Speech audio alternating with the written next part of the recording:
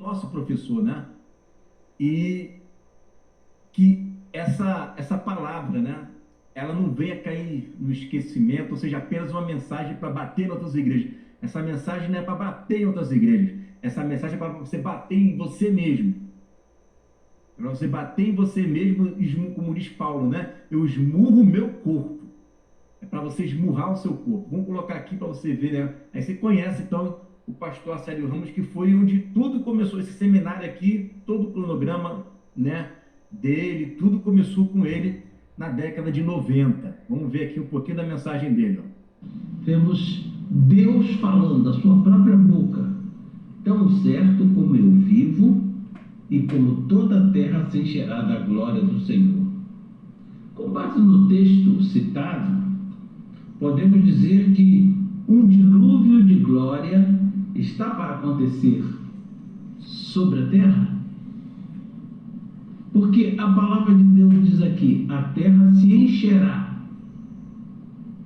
Não há outro texto na Bíblia, senão o texto do dilúvio, que diz que a terra se encheu de água. Não há outro texto que faça menção da terra se encher de alguma coisa, com essa expressão tão clara, tão nítida, tão igual. Devemos esperar sim um dilúvio de glória sobre a terra. Na ocasião passada, quando do dilúvio de água, naquele tempo o dilúvio de água tinha como propósito o quê? Destruir o mundo de então e seus habitantes. Olhem o que nos diz o texto de Hebreus: pelo qual veio a perecer o mundo de então, afogado em água. Então significa o mundo de então. Então significa o mundo daquele tempo. Deus destruiu o mundo, veio o fim do mundo daquele tempo. É interessante que nós entendamos que quando a Bíblia fala de mundo, está falando de sistema estabelecido sobre a terra. Não está falando da terra. Muita gente, o fim do mundo, o fim da terra, nada disso. A palavra de Deus diz assim: do Senhor é a terra, a sua plenitude, o mundo e aqueles que nele habitam. Olha a distinção entre terra e mundo. Uma diferença significativa que nós devemos observar. E a Bíblia diz que o mundo daquela época foi destruído em água. E naquela ocasião Deus destruiu o mundo em água porque Deus tinha no seu coração a intenção de acabar com os homens que estavam cometendo pecados atrozes. A palavra do Senhor nos diz que viu Deus que a maldade se multiplicara sobre a terra já naquela ocasião, e que todo pensamento e intenção do coração do homem era mal continuamente. Por isso, Deus destruiu a terra, o mundo. A terra não, a terra permaneceu. Deus destruiu o mundo daquela época pela água. Depois disso veio o mundo que nós vivemos hoje, que jaz no maligno, como diz a palavra de Deus. Agora, por que Deus não vai destruir a terra com água e vai destruir com glória? A água destrói homens, seres humanos. Eles morrem afogados, e animais.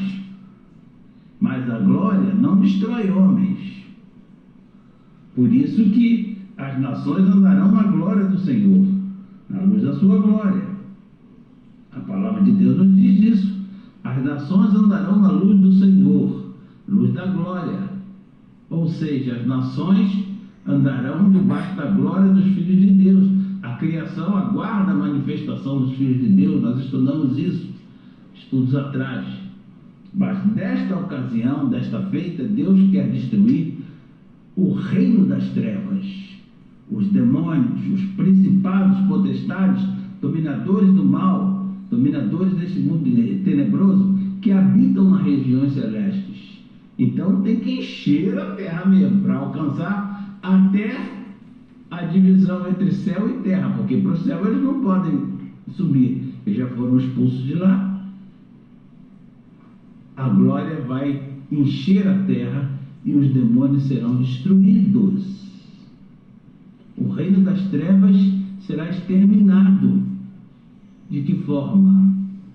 O reino das trevas será exterminado com a manifestação da glória de Deus enchendo a terra.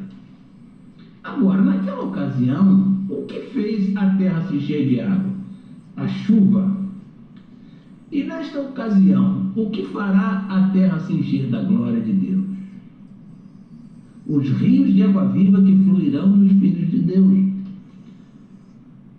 Se creres, como diz a Escritura, do seu interior fluirão rios de água viva. O que é lindo nesse texto é que é rios no plural, não é rio de água viva.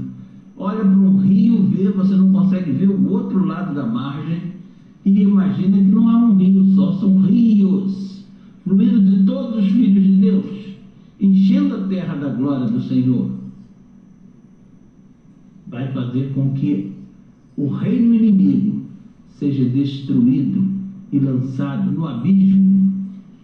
Sim, senhores amados, o propósito do dilúvio de glória é libertar a criação do cativeiro da corrupção. Ou seja, a mesma glória que liberta a criação do cativeiro da corrupção é a glória que restaura todas as coisas. A palavra de Deus diz que veio o tempo da restauração de todas as coisas. Então vai restaurar todas as coisas que Satanás com seus anjos e com seus filhos destruíram. E em terceiro lugar, a glória aperfeiçoará os filhos de Deus, os tornará perfeitos e perfeitamente habilitados para toda boa obra. E mais, destruirá o reino das trevas, no qual o mundo jaz nele. Um outro mundo virá, que é o mundo por vir.